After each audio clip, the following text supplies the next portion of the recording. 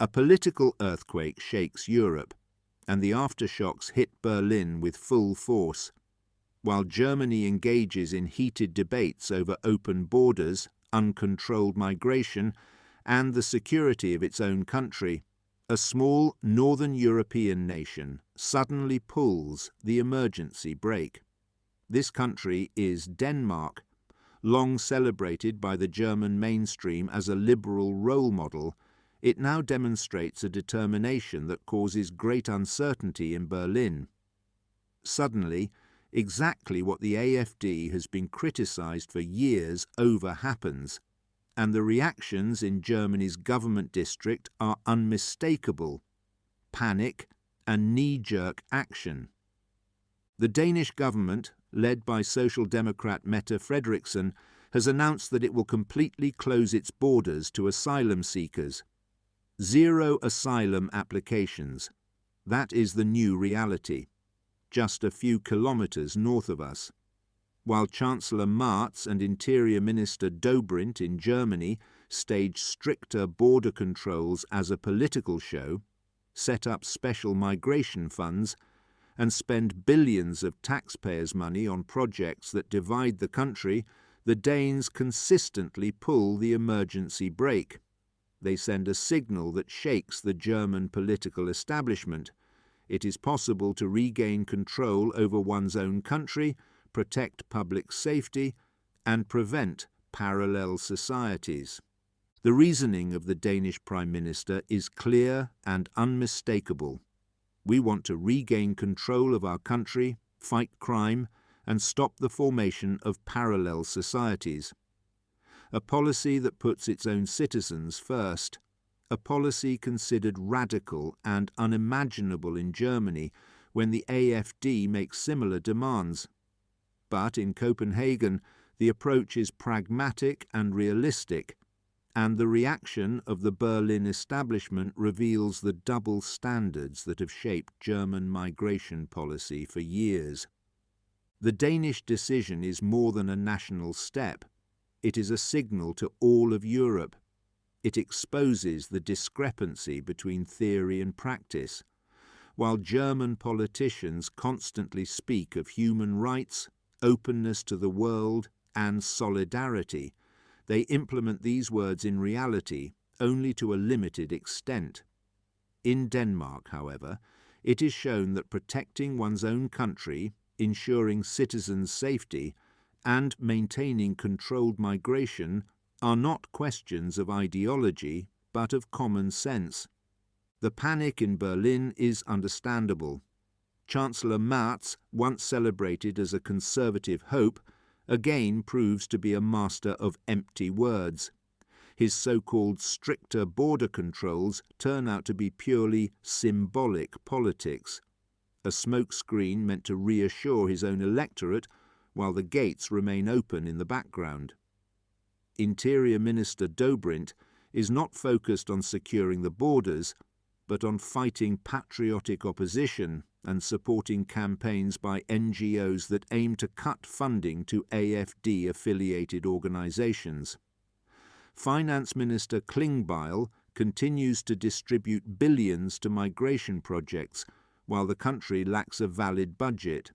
However, the Danish decision has an immediate impact on the political landscape. It fully confirms the AfD's demands. For years, the party has warned of the conditions that now force Denmark to act.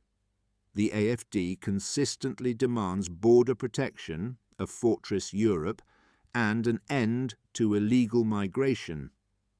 For this position, it has been branded as far right by the established parties and the media, and in May, the politically instrumentalized Office for the Protection of the Constitution officially classified the party as securely far-right extremist, a slap in the face to millions of voters and an attempt to suppress the truth. But reality tells a different story. Alice Weidel, Tino Trupalla, and Markus Frohnmayer have emphasized for years that a restrictive migration policy is necessary. Now Denmark confirms that it is possible to effectively protect borders, ensure public safety, and secure the country's ability to integrate. The AFD's arguments are not radical, but pragmatic, and the Danish government provides the proof. Developments in Europe show a clear trend reversal. In the United States, Donald Trump governs his second term and demonstrates how to enforce national interests. Poland, under the patriotic President Nawrocki, has also set the course to protect itself against excessive interference from Brussels. Hungary and other countries show that sovereign politics are possible. Amidst this movement, Germany remains in ideological deep sleep. Instead of protecting its own population, the federal government debates side issues like increasing NATO spending, while migration and security remain unresolved. Even international observers, such as from Russia, are surprised by Germany's stance. Russian commentators highlight the obvious double standard. Germany criticizes others for sovereign politics, but is itself unable to effectively protect its own borders. The country appears isolated, trapped in an ideology increasingly divorced from reality. The consequences for Germany are unmistakable. The dam has broken. Denmark's decision is a wake-up call the establishment can no longer ignore. Pressure on the federal government will rise, and citizens will ask, why can our neighbours achieve what is deemed impossible in Germany? Why does a social democratic government protect its people, while the so-called conservative government watches our country descend into chaos? Political reality shows that the AFD's demands are no longer radical. Rather, they correspond to what is successfully implemented in other European countries. The time for excuses is over. The establishment is exposed, and its lies about humanity and openness to the world burst against the reality of crime, failed integration, and overburdened authorities. The patriotic wave currently sweeping Europe will also reach Germany. Denmark has made the first move. Other countries will follow. The question is no longer if, but when Germany will also make the turn. And this turn will only be possible with a strong AFD. Denmark's decision is a beacon of hope for all patriots. It shows that the fight for national interests is not hopeless. It shows that reason and common sense can triumph over ideological delusion. Which side are you on in this fight for the future of our homeland? Developments in Denmark, Poland, Hungary, and the US show that it is possible to protect one's population and govern a country sovereignly. Germany, however, remains stuck in ideological stagnation, but the wind is beginning to shift, and citizens are starting to recognize the truth. Denmark's decision is more than just a political measure. It is a sign that secure borders, controlled migration, and prioritizing one's own citizens are possible. For Germany, it is a wake-up call. Previous symbolic politics are insufficient.